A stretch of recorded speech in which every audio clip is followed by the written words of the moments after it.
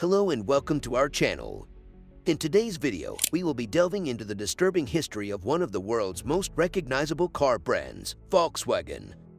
From its origins in Nazi Germany to its involvement in a massive emissions scandal, Volkswagen's past is riddled with controversy and deceit. So buckle up and get ready to explore the dark side of one of the automotive industry's biggest players. Let's dive into the disturbing history of Volkswagen. Number 1. The shocking truth. The dark origins of Volkswagen and its ties to the Nazi regime. Adolf Hitler, the infamous leader of the German Nazis, made his mark on the automobile industry in 1937 in a way that still resonates today. While it's true that Nazi Germany played a role in the creation of Volkswagen, the company's history is far more complex than that. Volkswagen's heritage collection doesn't include any cars before 1950, and the company isn't eager to talk about its early years. But the truth is fascinating, and it has less to do with Hitler than you might think. It's worth noting that Volkswagen isn't the only automaker with ties to the Nazi regime. Hitler was often seen in a Mercedes-Benz. GM's Opel division worked for the Nazis, and even Henry Ford received a birthday card from Hitler himself. Many industrialists from the pre-World War II era have troubling associations. To understand the true story behind Volkswagen, we need to break it down into parts.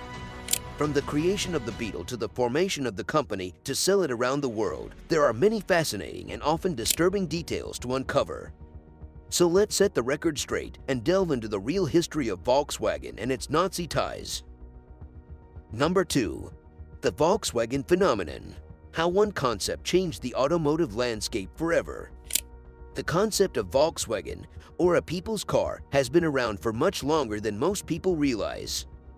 It's an idea that's been in the works since the advent of mass-produced cars, with early examples like the curved dashholds and the Ford Model T setting the stage. Even in Germany, where the Nazis are often associated with the concept of Volkswagen, the idea was well established long before the rise of National Socialism. The very first Beetle-like car, the Hanomag Kommissbrat from 1925, could be considered a people's car.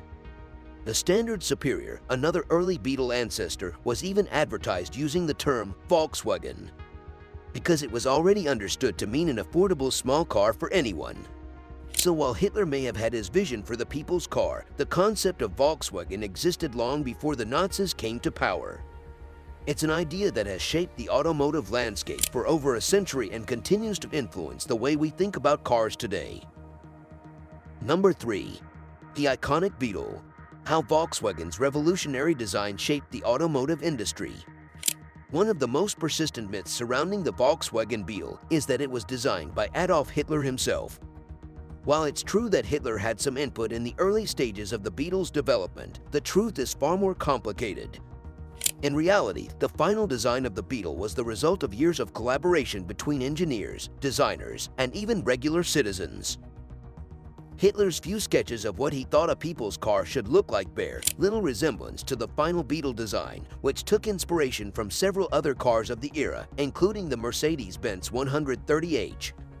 While Hitler may have had a vision for the ideal car for the German people, he was not an automotive engineer, and his role in the design of the Beetle was limited at best. Instead, the final design of the Beetle was the result of a fundamentally democratic process with input from engineers, designers, and regular citizens alike. This collaborative approach to design was revolutionary for its time and set the stage for a new era of automotive innovation that continues to this day. When it comes to the design of the Volkswagen Beetle, the name that's most often associated with it is Ferdinand Porsche. While it's true that Porsche played a key role in the development of the Beetle, the truth is that the car was the result of a long tradition of automotive innovation in Europe, particularly in Germany.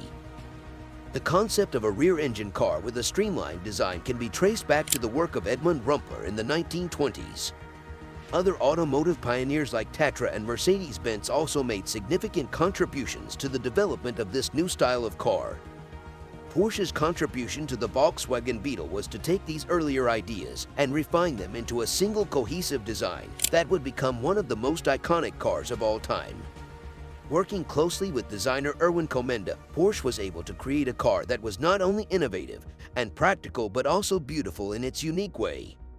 So while it's true that Porsche played a key role in the design of the Beetle, it's important to recognize that his work was part of a much larger tradition of automotive innovation in Europe. Without the contributions of countless engineers, designers, and thinkers, the Volkswagen Beetle, as we know it today, might never have existed. The Volkswagen Beetle wasn't the product of one person's genius, but rather the result of a whole school of thought in automotive design happening in Europe during the 1920s and 1930s. Many companies and designers were exploring the idea of a streamlined car with a rear engine, air cooling, and a backbone chassis, including Joseph Ganz, an automotive journalist and car designer who had built prototypes of very Beetle-like cars for companies like Adler. However, Ganz's input to German car development was suppressed by the Nazis because he was a Jew. Other companies such as Mercedes-Benz, Zundap, and Tatra were also experimenting with similar designs, providing Porsche with a lot of inspiration for his final design. So, while Porsche is credited with designing the Beetle, it was a collaborative effort by many designers and companies working towards a common goal of creating an affordable and practical car for the masses. Number 4. The untold story of Volkswagen. From a people's car to a global empire. However, World War II happened, and the factory was repurposed to produce military vehicles instead of people's cars. The town was renamed Wolfsburg, and after the war, the factory was handed over to the British, who used it to produce military vehicles for a while, before selling it back to the German government. It was then that the Volkswagen company was truly born, with the first Beetle rolling off the production line in 1945. The company was owned by the German government until 1960, when it was privatized. But it's important to note that the company we know as Volkswagen today is not the same company that was created by Hitler and the Nazis. It has gone through many changes and has grown to become one of the largest and most successful car manufacturers in the world. So, did the Nazis start Volkswagen? It's a bit more complicated than that. While it's true that the KDF organization and factory were established by the Nazi government to produce the people's car, the factory never actually produced any civilian Beetles before being repurposed for military production during World War II. After the war, the factory was in a state of disrepair, but British Major Ivan Hurst saw its potential and set about getting it up and running again. Under his leadership, the first civilian Beetles were produced in 1945, and Volkswagen slowly but surely became the global automotive giant we know today. So while the Nazis may have laid the groundwork, it was the post-war efforts of Hurst and his team that truly made Volkswagen a success. The Volkswagen saga is a convoluted one, and it's far from just being about the Nazis. I know what you're thinking. Seriously, Jason, you twit, Volkswagen was founded by the Nazis. Well, hold your horses, because it's not that simple. The truth is, the company we know today as Volkswagen wasn't created by the Nazis. Sure, they had a hand in it, but it's not like they found it. Let me explain. The Nazis wanted to build a people's car, which led to the creation of the KDF wagon. But before any civilian Beetles were sold, World War II broke out and KDF was shut down. The factory was then converted to produce military hardware. After the war, the factory was in shambles, but Major Ivan Hurst of the British occupation helped to get it back on its feet. The first Volkswagen cars to be built for non-military use and sold to civilians happened after the Nazis were out of the picture. It wasn't until ownership was handed over to a non-Nazi German government that Volkswagen became the juggernaut we know today. Heinz Nordhoff, a former Opel executive, was put in charge and helped to turn Volkswagen into the automotive powerhouse that produced the beloved Beetles, buses, and Gias. So, while there are certainly ties to Nazi-era Germany, it's not accurate to say that Volkswagen was founded by the Nazis. It's a more complex story than that. But hey, if you still want to make fun of Volkswagen for Dieselgate, go ahead and make those Hitler parody videos. Number 4. The Dirty Truth. Uncovering Volkswagen's environmental record. Volkswagen, one of the world's largest car manufacturers, has a complex history when it comes to environmental issues. In 1974, the company paid a hefty fine for violating the Clean Air Act with the use of defeat devices in their vehicles. Fast forward to 2015, and the company was embroiled in another controversy for using software that reduced CO2 emissions during testing, but increased them on the road. However, the company has also made strides in sustainability, becoming the first car manufacturer to apply ISO 14000 and setting environmental goals that involve reducing greenhouse emissions and fuel consumption. In 2013, their XL1 model became the most fuel-efficient production car in the world. So, what is Volkswagen's environmental record really like? From controversies to feats, this video takes a deep dive into Volkswagen's history and impact on the environment. Number 5. The shocking truth behind Volkswagen's US diesel emission fraud scandal. The United States was rocked by a massive scandal in September 2015 when the Environmental Protection Agency revealed that Volkswagen and Audi had been engaging in fraudulent activity. Starting in 2008, the car makers installed deceit devices, or engine control unit software, in their 2009 to 2015 diesel engine models to bypass nitrogen oxides emissions regulations.